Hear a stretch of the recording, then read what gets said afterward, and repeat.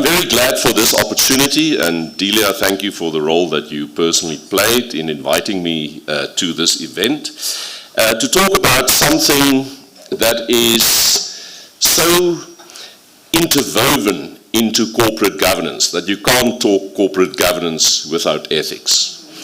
If you're not convinced yet, I hope in 45 minutes from now you will be.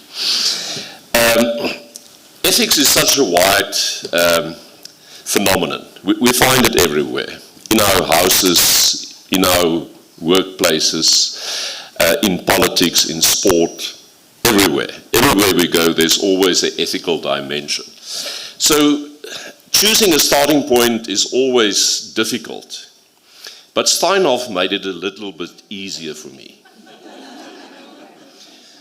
I want to show you that quote from the Corporate Governance Report of Steinhoff, published in 2011. So, if you publish your Corporate Governance Report, it means your board signs off on this. It said in 2011, Steinhoff has not established a formal process for obtaining assurance on ethical awareness and ethical compliance throughout the group. So what does it mean in simple language? We can't tell anyone with any level of confidence two things. Number one, that people are aware of our ethical standards. Of course, they have their ethical standards, like all companies have, words on paper. Neither could they tell us with any level of confidence that people, in fact, comply with those standards. So the question is, what would you expect to see in 2012? Clearly something different if the board now has applied their mind and signed off on this in 2011. Ironically, we find that same sentence repeated in 2012, 13, 14, 15, and 2016. 2017, the scandal broke. Okay. So it tells us something about Steinhoff, but the question is this part of a more general pattern? As the program director indicated, I'm a member of the King Committee, and after all those spate of scandals that we saw from 2017, 18, 19, we then asked a small expert group to do an analysis of this whole spate of ethical failures, or corporate failures rather, that we have seen over the last 3-4 years. And this is what they found. They identified a number of governance red flags and says, if you see these type of things in your organization, be worried. There might just be a scandal coming. And as you can see there, the number one red flag that they identified was the deliberate downplay or neglect of ethics. And it makes immediate sense. If you are involved in all types of criminal or fraudulent or corrupt behavior, the last thing that you want to see is ethics. You don't want ethics scrutiny of what is happening in your company.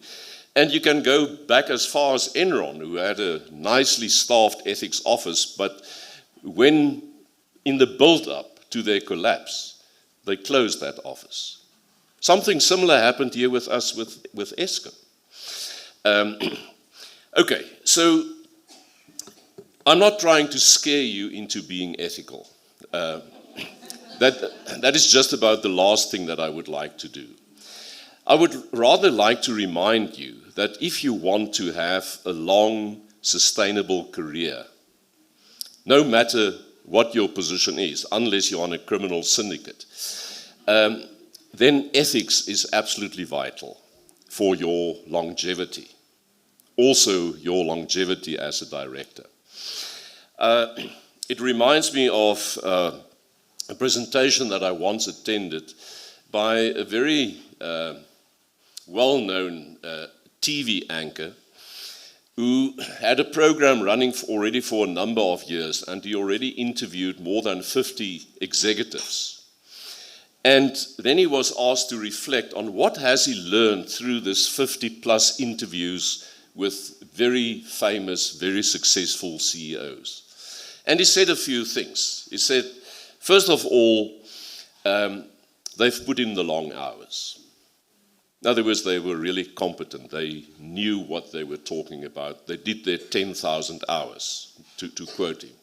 The second thing was that they had from very early on a clear vision of what they wanted to achieve. And the third characteristic is they all have a very strong moral compass. Because you need only one silly misstep to destroy an entire career or to become a delinquent director. Okay, so let me start at the beginning and first say, what do we mean when we talk about ethics? I have a very simple way of defining ethics. I use the triangle of the self, the good, and the other, and say that you are ethical if you don't only consider what is good for yourself, but balance that with what is good for others. So ethics is always about how I, the self, treat other people in a manner that's not only good for me, but also good for those affected by what I do or what I say. And I find this way of understanding ethics quite universal, because you can go to any country on the face of our globe and you would find some version of the golden rule. And the golden rule says, always do good unto others as you expect others to do good unto yourself. You all know that. I see all the heads nodding. Okay, so this is what we mean by ethics. But obviously, and I will interrupt myself because it's not so obvious, but I will come back to that. Obviously, you are interested in the ethics of the organizations that you govern. So we also need to understand, what do we mean by organizational ethics? Well, here's a very informal definition that I got from a CEO who told me organizational ethics is about preventing decent people from doing stupid things.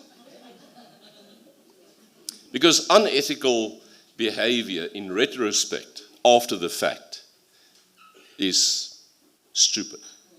It's not worth it.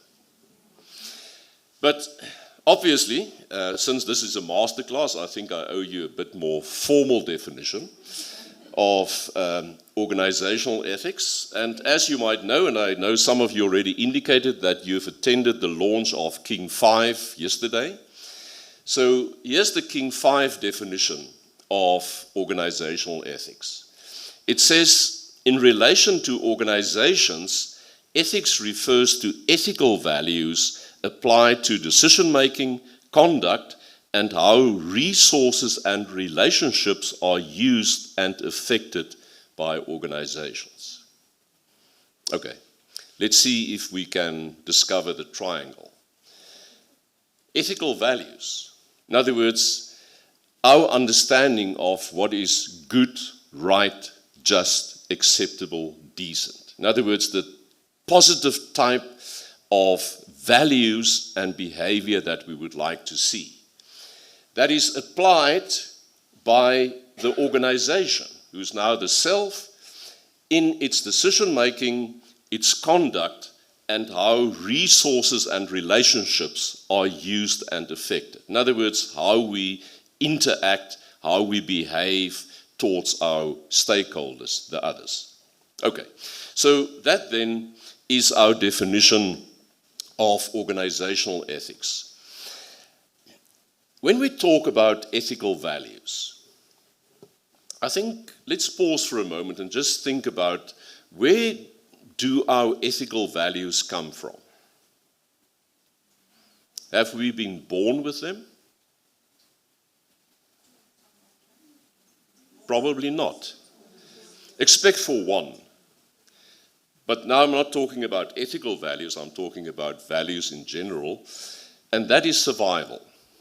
I think from day one, and we see it in tiny newborn babies, the instinct and the value of survival is already there, and it remains there as long as we live. As for the rest, our ethical values are acquired from our homes, our schooling, but also from our workplaces, the social environment in which we operate. And when is this process of value formation completed? When you leave school? The day that you die. In other words, it's a lifelong process. And this is very important for us to understand, because that means if value formation is an ongoing, lifelong process, we can also shape the values of people in our workplaces and the values of the organizations that we govern.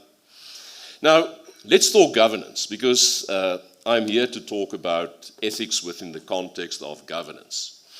Here you can see, once again, the King 5 framework for corporate governance that says, if you govern any organization, your first responsibility is steering and setting direction.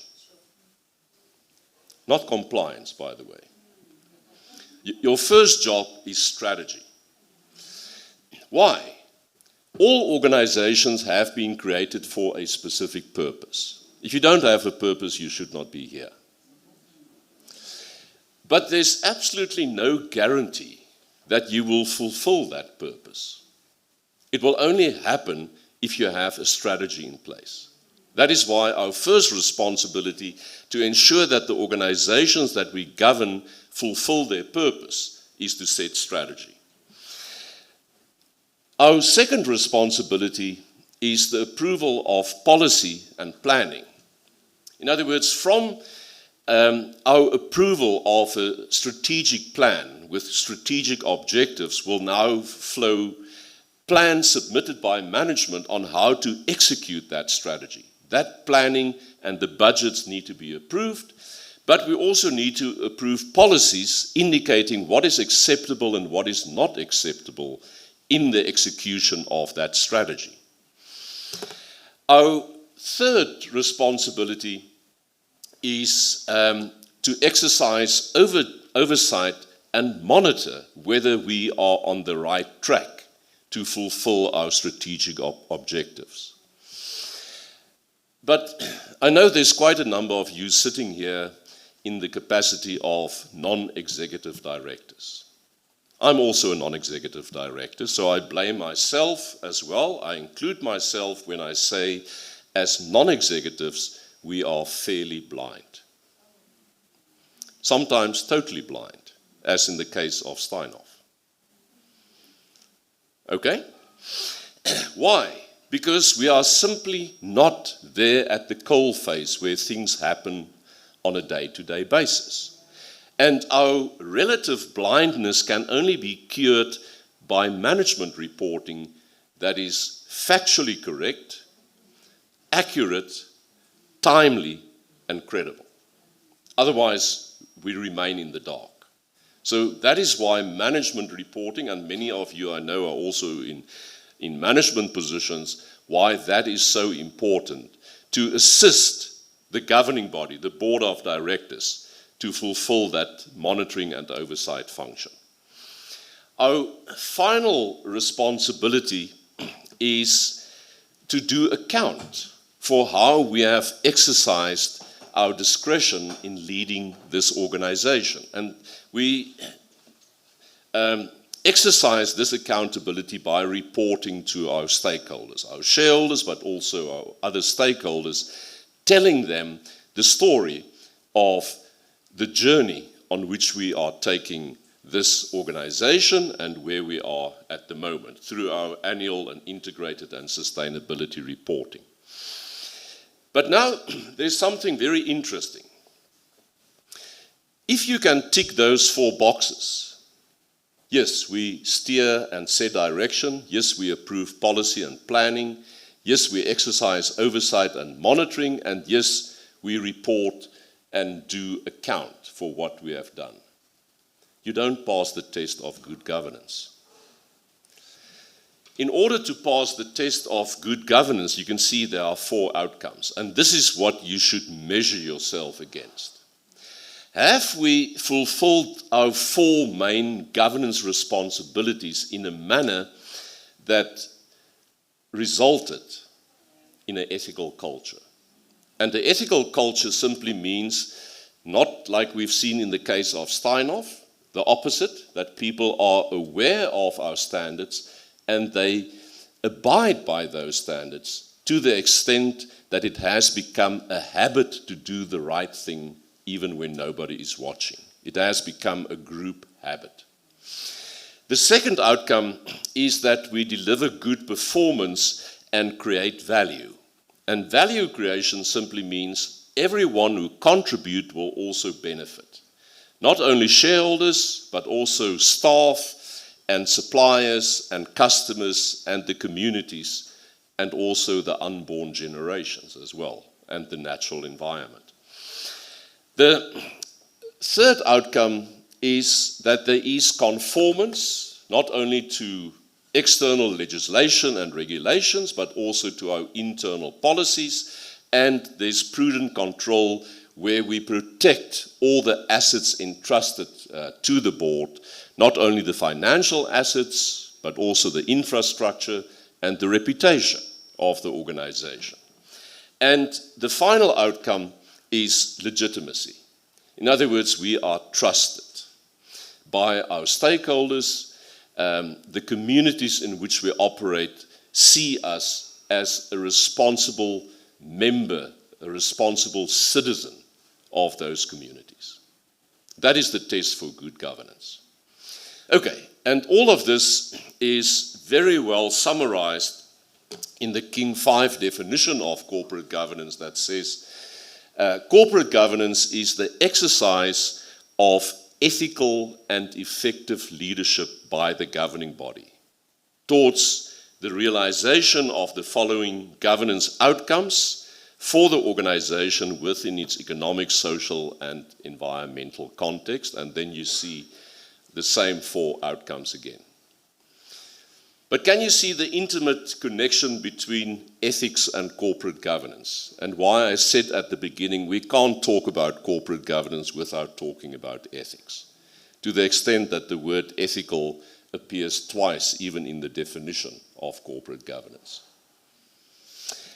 And by the way, I think Mervyn King might have told you or given you an insight when he was here about a month ago about the international impact of the King reports. And one of the impacts is that when ISO, the International Standardization Organization, when they drafted their ISO 37000 standard for corporate governance, the King report was one of the 2 base documents along with the UK Code of Governance to inform that. And therefore you would see, even in the ISO standard, this ethical dimension.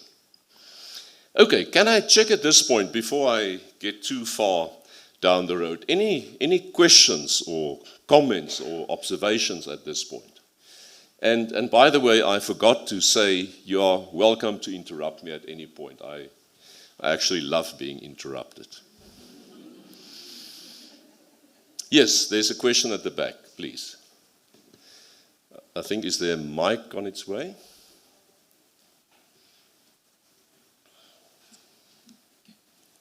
Good day, and thank you very much, Prof. I'm in a space of where you are touching a very important point, maybe at the very same time of where things are happening. I am not a manager, I'm still a junior person at work, but I do observe, I see everything, and ask myself a question to say that the word to say that we have like board members, does it really exist, especially from private sector? Because we read, we hear about all these things, but in everywhere, I don't see that happening because I am impacted, and I ask myself to say that, is it really like a tick box? Is there maybe no any like binding, like to ensure that people in everything that they do, like they, with the accountability that you have like said, is it like thing to say that we have to do 1, 2, 3, 4, 5. Yeah. In saying that, was sharing to another lady about the digitalization that it's happening in our country of where majority people are not educated. How are they going to move? The people that are taking the decisions in all those things, are they working alone or are they working with the people? And how do we move as a country, not only with the people that are sitting in the boardroom? Thank you. Yeah. Excellent question. You can give her a hand. It's indeed a very important question. From where I sit, I've spent my career in this field of initially business ethics and then branching out into corporate governance. And I've found that the people who we engage with, obviously I've never been approached by a criminal syndicate to assist them.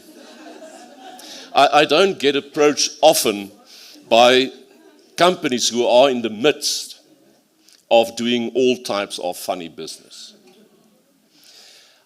I found that the people that I engage with, and these are the ones that I can tell you about, fall into 3 categories.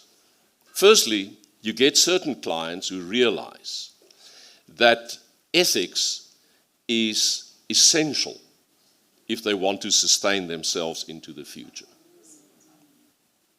And those are regular clients who come forward and say, help us.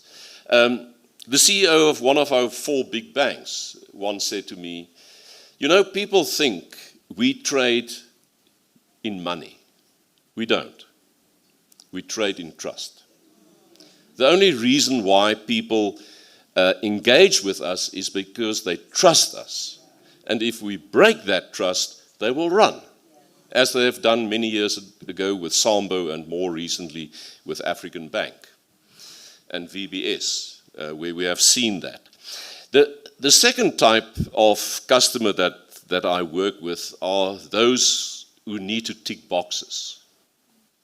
In other words, they've now been audited and the external auditors tell them your public interest score is higher than this, you should have a social and ethics committee, can you prove me that you have one? And then they just want to tick the box. So it's not a very nice client to work with, but that is the second category. The third category is a very interesting one. Those who have been involved in a scandal. And we know them. I don't have to repeat the names. If you have been in a scandal, or you are still in the midst of a scandal,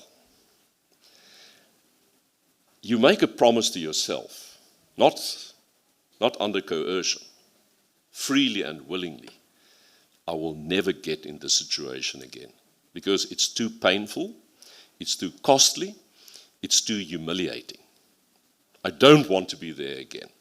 And I found that those type of companies become extremely serious, and we have been on long journeys with them to restore their integrity, to restore the trust that they have built, and they are deadly serious. We don't want to be there again. Okay, so it tells you something. I think you asked specifically about, sorry, is there another question? Oh, from the online. Okay. Yes, we've got people Who will online. convey that? Yes. The one question says, is the code of conduct the same as ethical standards? The second question says, how does one encourage ethical behavior where the organizational ethics are lacking? And sometimes it might feel like one is alone in the side of ethics. Yeah. Okay. Let's start with the first one. Is the code of ethics and ethical standards the same thing? Not exactly. When we talk about ethical standards, it might include, obviously, a code of ethics, which is a more value-based document.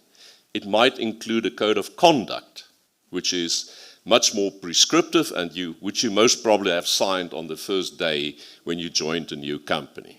And it tells you what you can wear at work, what you can eat and smoke and drink at work, and what gifts you can accept and what gifts you can give, and the like.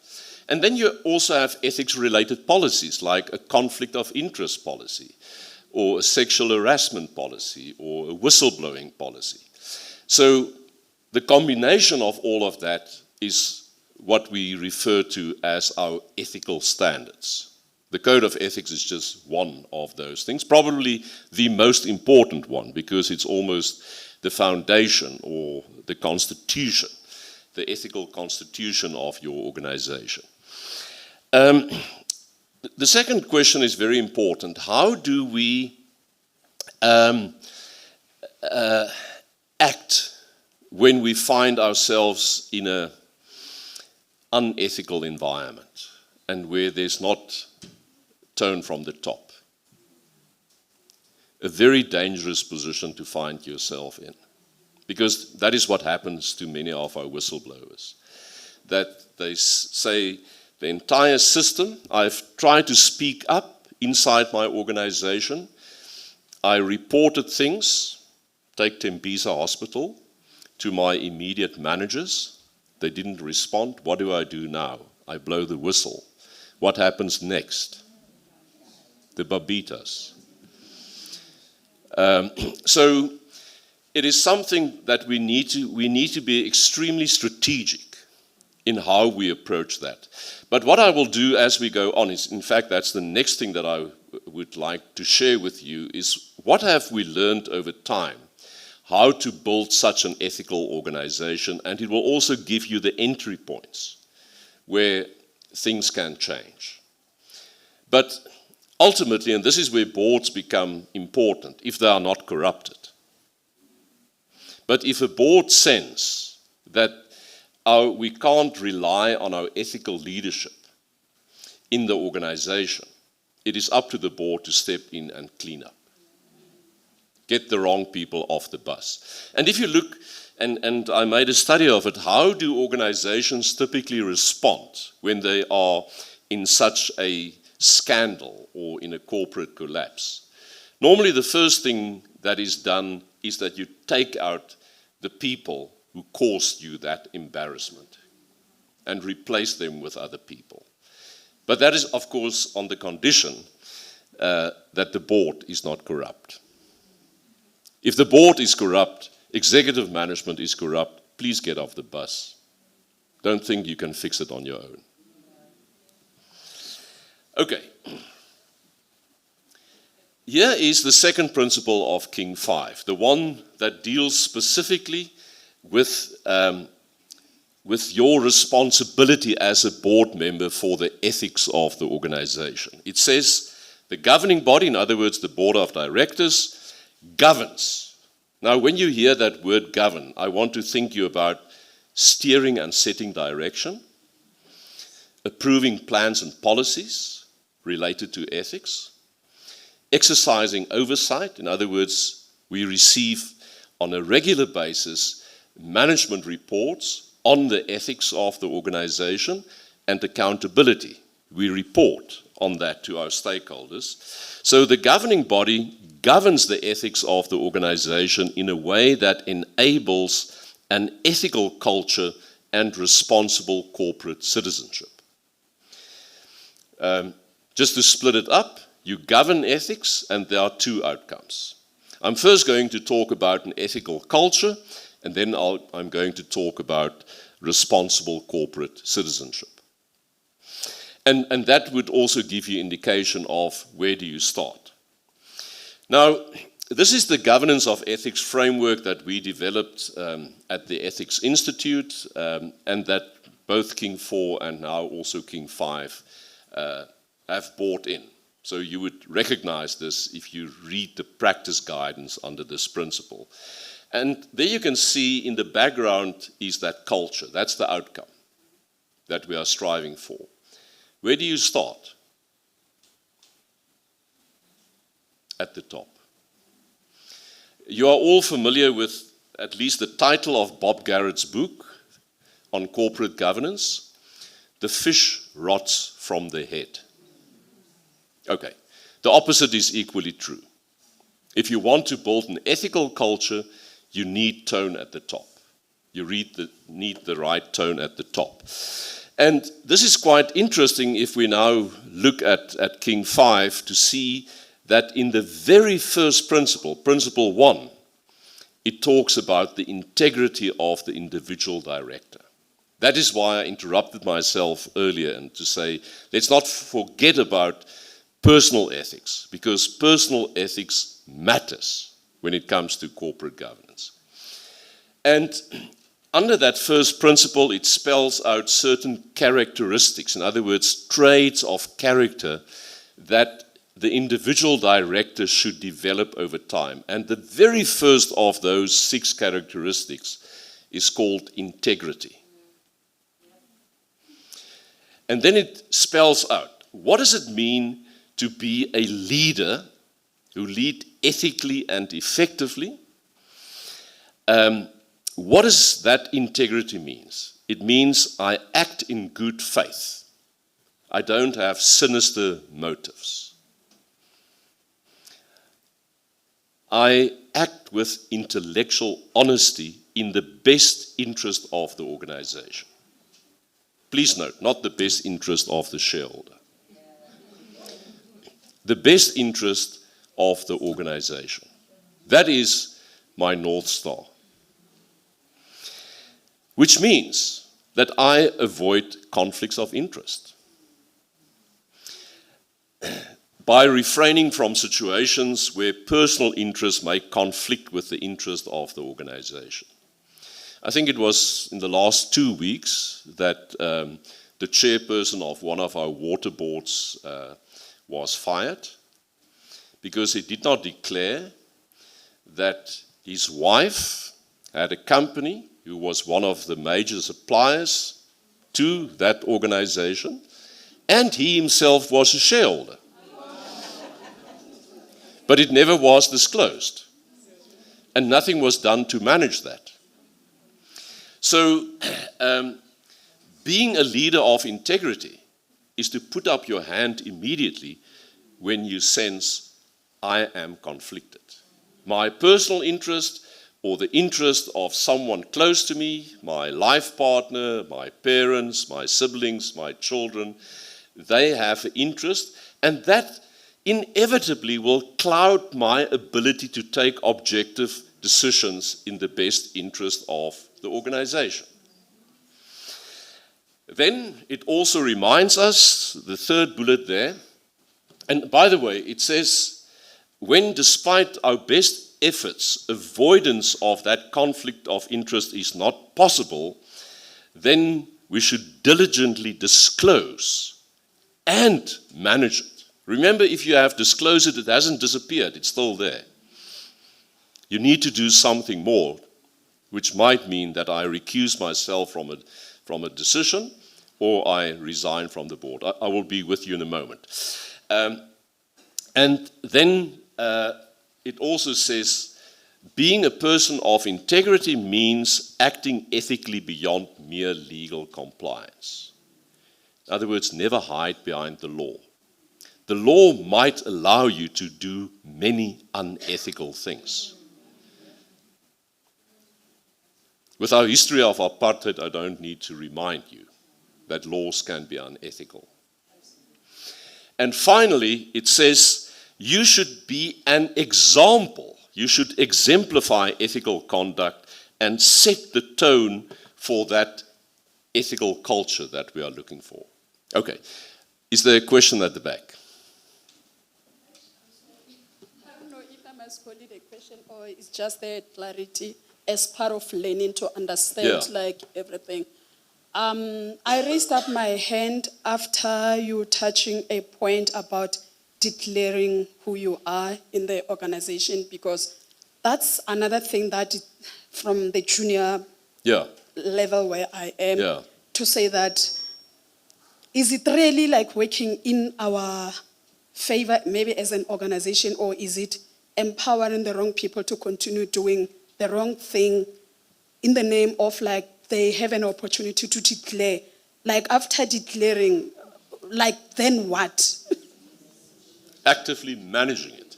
And as I said, and this unfortunately, and I suppose that is what is behind your question, that we see that people declare their interest and then they sit. And they even participate in the decision. Remember, in terms, when that decision goes to court, it will be nullified. Because the business judgment rule that we find in our jurisprudence in South Africa and also in our Companies Act says that when you take a decision, one of the conditions is that you must not be conflicted. And I once sat on a board where one of the directors declared his or her interest, but then remained and said, but I just would like to also participate in the deliberations. I will leave later. But of course, just your presence there might be intimidating, might sway people the way in which you look at people. And I had a very exemplary co-director with me on the board who got up and said, if that person doesn't leave the room now, I will leave. Because I'm not going to participate in a decision where there's a clear conflict of interest. Okay. Let's continue.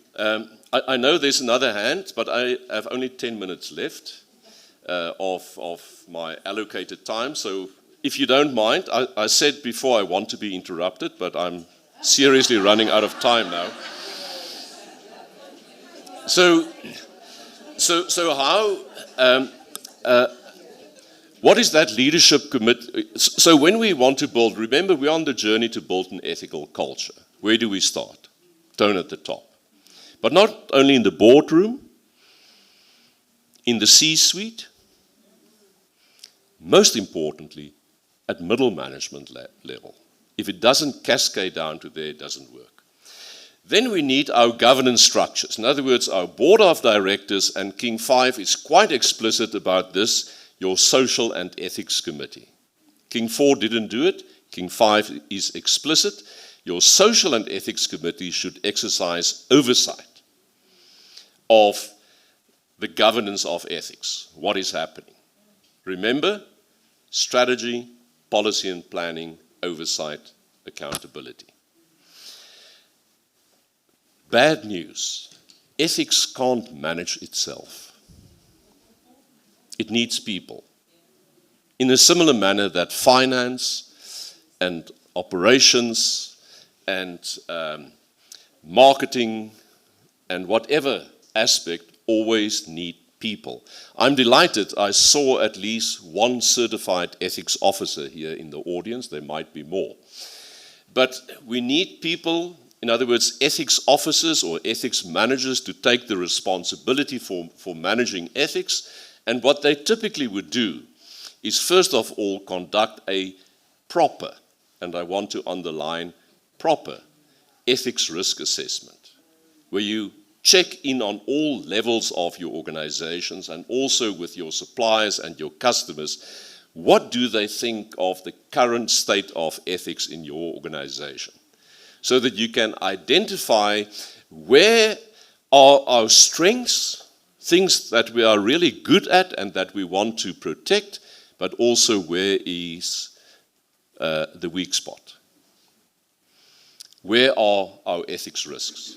Once you've done that, you can then develop an ethics strategy to say, we want to change this by then, by these people. You translate it into a proper ethics management plan to say, this people will do that by that date with these resources. Then you check on your ethical standards, your codes and your policies. Are they speaking to the ethics risks that you have identified? Are they adequate? And then comes the big job of making it real. Taking your codes, your policies, your ethics management plan, and institutionalize them. which means exactly what Steinhoff didn't do. You make sure that people are, number one, familiar with your standards. You then encourage them to follow those standards, and then you monitor. That's your fifth job. Is it working? Do people now have more trust in our whistleblowing line than before because the phone never rang, because people were scared? And that now puts you in a position to report back to your Social and Ethics Committee and ultimately to your board. The final aspect is that from time to time, you get someone to mark your homework. You don't mark your own homework. You get an independent assessment, typically by internal audit or by another body, and they would then make an assessment of the adequacy. Are we doing enough? Effectiveness, does it work? And that is then reported back to your governance structures, and that enables them to do that accountability. As part of your external reporting, you also report on your ethics. Okay, all of that to build that ethical culture. Now, let me say, just in closing on this aspect, the ethical culture, that we can distinguish between two types of ethical cultures. The one is where people do the right thing as long as somebody is watching. In other words, there's extrinsic motivation. Like speeding on the highway and you see the traffic cop, somebody is watching, you slow down for a moment, but when nobody is watching, you speed again. Okay. So that, and very often, I'm not coming down on this. Very often, this is the place to start, especially when things have gone very wrong. Because you now want to prevent unethical behavior. That is your focus. You want to prevent unethical behavior. How do you get people to comply? You say, we have zero tolerance. It's a fear-based approach. Can you see the motivation is fear of being caught out, and your emphasis is on catching those who do wrong. As I say, it can work, but there's just one caveat, and that is it only works as long as somebody is watching. And it's impossible to watch everyone 24/7 in every little corner of your organization. And that is why organizations strive to get to a point where people do the right thing even when nobody is watching. But that can only happen if you start focusing on promoting what you want. Because the biggest mistake that we make here and the world over is to think that we can get what we want by focusing on what we don't want. You get what you want by focusing on what you do want. Simple as that. So you shift to promoting ethical responsibility, in other words, getting people to buy into your ethical values and your ethical standards, and starting to do the right thing out of conviction, value-based. But then it becomes important to catch those who do right. Wherever you see the type of exemplary behavior that you would like to see, you focus in on that and you entrench that in your organization. Okay, I'm going to go very quickly over the second part, which is responsible corporate citizenship. In other words, we should govern our ethics so that on the one hand, internally there's an ethical culture that reflects externally in being a responsible corporate citizen. And this is a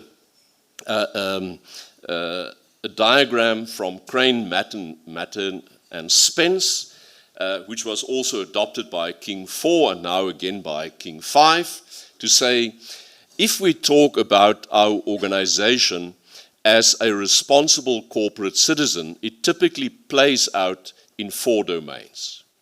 We always have an impact on the economy. We pay taxes, we pay salaries, and we can prevent corruption, and we can contribute to black economic empowerment. We always have an impact on the men and women who work for us, on their safety, their health, their quality of life, their development. We always have an impact on the people who use our products and services and the communities in which we operate. And once again, a huge impact on their safety, their health, their quality of life. And finally, whether we like it or not, we leave ecological footprints. And the bottom line is, are we stealing from our children?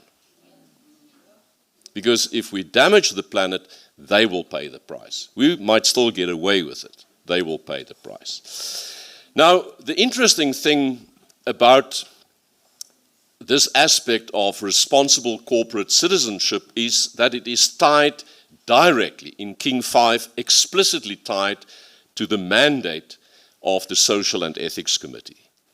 And Social and Ethics Committees first became effective in 2012 in all state-owned companies, in all listed companies, on any of our stock exchanges, and on companies with significant public interest, like PPS, for example. If you have a public interest score of higher than 500 points, then you must have such a committee. Here's the mandate of that committee. You must monitor the company's performance in exactly those 4 areas that I've just shown you. Monitor means I make observations and I assess them against a standard. The Companies Act and Companies Regulation tells us that those standards are relevant legislation in the economy, workplace, social and natural environment, as well as codes of best practice. If you do your job properly, you will discover cases of non-compliance which now need to be reported on an ongoing basis to the board of directors, but once a year to the shareholders at your annual general meeting. Okay, so this is the job of a Social and Ethics Committee. Now, King 5, and I'm closing with this, made 2 recommendations for Social and Ethics Committees. The first one is, as you can see there, that the terms of reference, the constitution of the Social and Ethics Committee, must reference all its statutory duties, in other words, all of that is the statutory mandate. And generally, its delegated role should comprise oversight of the following. Quite interestingly, organizational ethics, because the funny thing about the Social and Ethics Committee is that the word ethics appears in the name of the committee and not once in its mandate. So now, what King 4 and King 5 again did was to say, please delegate your social, or delegate the authority to your Social and Ethics Committee so that they have a formal mandate to govern ethics. And then, don't know if you noticed, the statutory mandate is basically compliance. King 4 says, King 5 says it again, go beyond compliance. Look at impact and outcomes of your activities and your outputs on all the stakeholders and all the 6 capitals that you use, and then also the management of stakeholder relationships. And then King 5 went even further, although it was already in King 4 as well, to say there are these 3 categories of organizations, of companies who must have Social and Ethics Committees. State-owned companies, listed companies, and public interest companies. What about the rest? They should also govern their ethics to build ethical cultures and to be responsible corporate citizens, because it is key to your success and your sustainability. Therefore, they say basically any other company or organization, for-profit, not-for-profit, does not matter, should have a structure like a Social and Ethics Committee to govern their social and ethics performance. In other words, to ensure that both that ethical organizational culture as well as responsible corporate citizenship materializes. Okay, with that, Madam Program Chair, my allotted time is over. I'm in your hands, but thank you very much.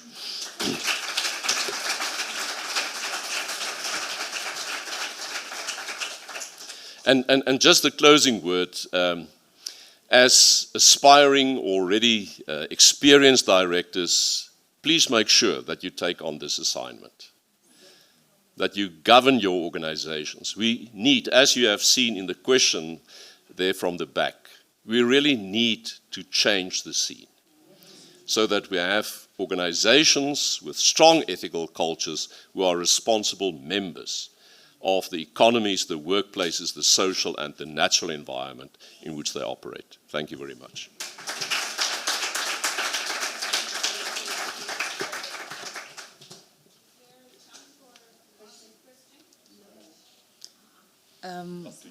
Yeah, Prof, Yeah, maybe we can take. there's two questions on the floor. Okay. One is from me, if I may. So South Africa is so privileged to be leading the corporate governance agenda. We've just now published King 5, and I think, everyone looks to us, etc. But then we also, on the other side, find ourselves on the wrong side of history with all the corporate failures. And my kind of assessment is that maybe it's because we're not really making examples of the bad behavior, and that the wheels of justice move very slowly.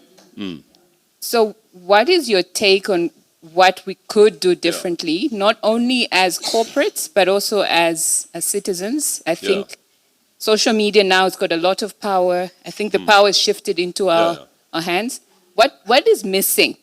That we find ourselves in this situation. So Okay. what's missing? Let me immediately disappoint you and say we don't need more legislation.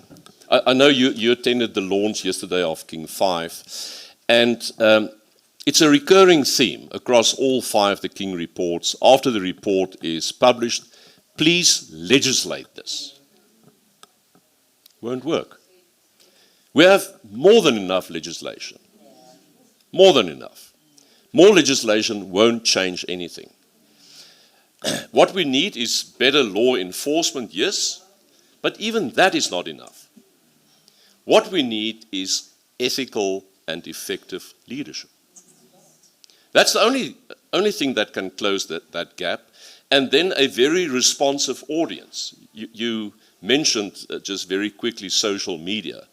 But if we can call out wrong behavior, there's nothing, at least in the private sector, that makes leadership sit up as when there are negative voices coming through. So it's very important that us as external stakeholders play our part, and that we ensure that leaders lead in the spirit of being ethical and effective leaders. But please don't wait for more legislation. We can't regulate ourselves out of this position. It's quite interesting. We participated, South Africa, a few years ago in the Ethics at Work survey that was conducted by the Institute of Business Ethics in the UK. We were found amongst the 14 countries that included the likes of the UK, France, Germany, Spain, US, Canada, Australia, the country with the most sophisticated management of ethics. But the worst record for tolerating unethical behavior. We've become used to it.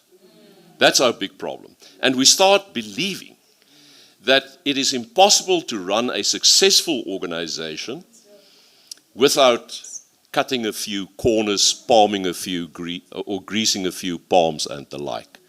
And that is the one. That is the one thing that we as leaders need to turn around. We need to demonstrate that you can be successful and sustainable when you are ethical. You don't need to break a few eggs to make an omelette.